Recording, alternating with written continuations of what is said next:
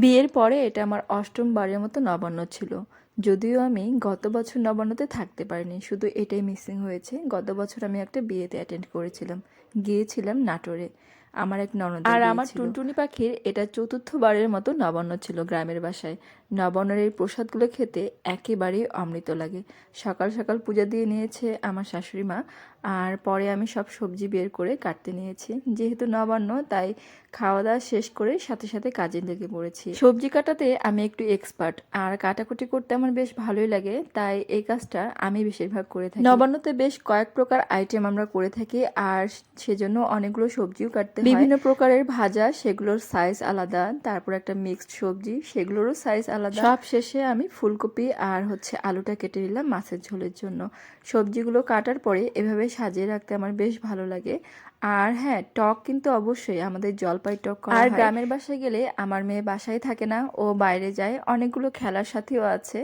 আমার সব সবজি কাটাকাটি শেষ। এখানে বাঁধাকপি, ফুলকপি, আলু, তারপর ভাজাভুজির জন্য সব কিছু আমি কেটে নিয়েছি। আর এদিকে হাতের অবস্থা একেবারে বেহাল অবস্থা হয়ে গেছে, কারণ বটিতে অনেকক্ষণ চোট লাগলে আসলে হাতটা খুব বাজেভাবে কেটে যায়।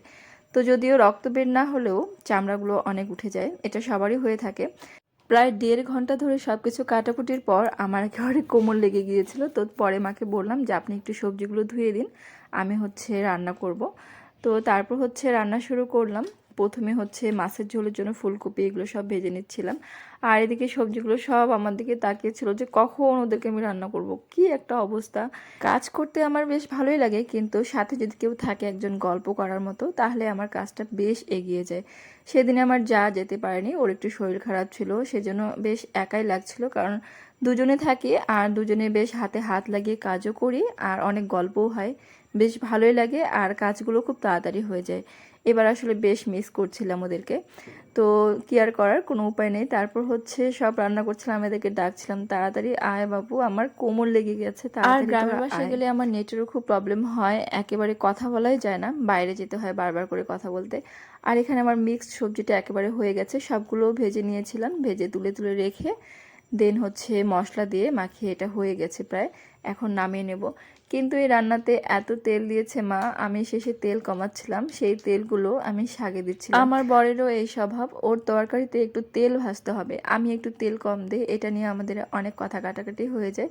তো মেয়ে যখন খেলে রান্না করে, ও তখন বলে মনির বাবা একটু তেল বেশি খায়। এটা আমার এত হাসি পায় শুনলে। তো যাই হোক, আমি তারপর জলপাইয়ের টকটা করছিলাম, আর এখানে পালং শাকটাও আমি করে ফেলেছি। এখানে বাঁধাকপি আর গ্যাসে যেহেতু সব কিছু নিরামিষের মতোই রান্না প্রায়, কারণ পেঁয়াজ রসুন তো দেওয়া হয় না, আদা জিরা দিয়েই করি, তবে রান্নাগুলো অনেক স্বাদ হয়। আর আমিষটা মা চুলায় করে, মাটির চুলাতে। আর এখানে মাছের ঝোলটা শুধু মা করছিল। তারপর আমার এগুলো সব যখন হয়ে গেছে, আমি তখন পায়েসটা করছিলাম শেষে। আমার এত মাথা ব্যথা করছিল, শেষে চা নিয়ে বসতে হয়েছে। আর এই হলো সেদিনের আয়োজন। আমরা নবান্নর দিনটা সকালের প্রসাদ খেয়ে সারাদিন রান্না করে একেবারে রাতে খাই। তোমরা কিভাবে কাটাও অবশ্যই আমাকে জানাবে। ভালো থেকো, টাটা।